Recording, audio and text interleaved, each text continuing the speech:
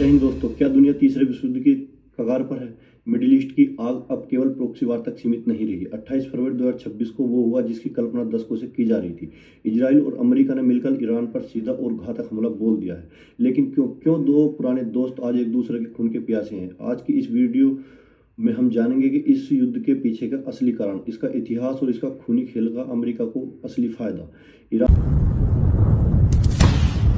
Iran और Israel कभी गहरे सहयोगी थे। तुर्की के बाद ईरान दूसरा मुस्लिम देश था जिसने इजराइल को मान्यता दी थी। 1979 में आयतुल्लाह खमेनी के नेतृत्व में इस्लामिक क्रांति हुई। ईरान एक इस्लामिक रिपब्लिक बना और इजराइल को छोटा शैतान घोषित कर दिया।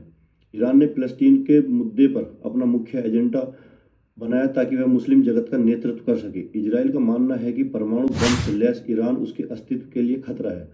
2025 के अंत तक रिपोर्ट आई कि ईरान ने 90% यूरेनियम का संवर्धन कर लिया है। इजराइल को डर है कि अगर ईरान के पास परमाणु बम आ गया तो वह इजराइल पर हमला कर सकता है। इसलिए इजराइल को कई बार ईरान ने परमाणु ठिकानों पर हमला और साइबर अटैक कर चुका है।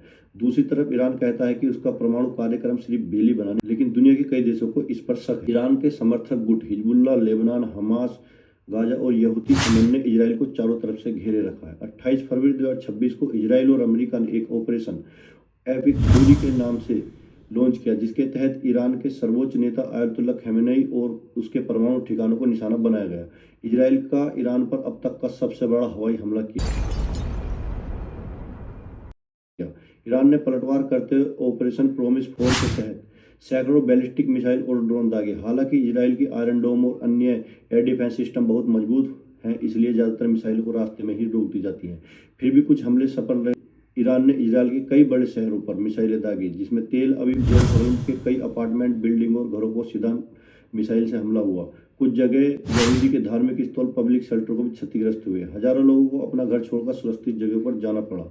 युद्ध अब केवल दो देशों तक सीमित नहीं रहा है। लेबनान, सीरिया, इराक, खाड़ी देश, दुबई, सऊदी अरब भी इसकी चपेट में है।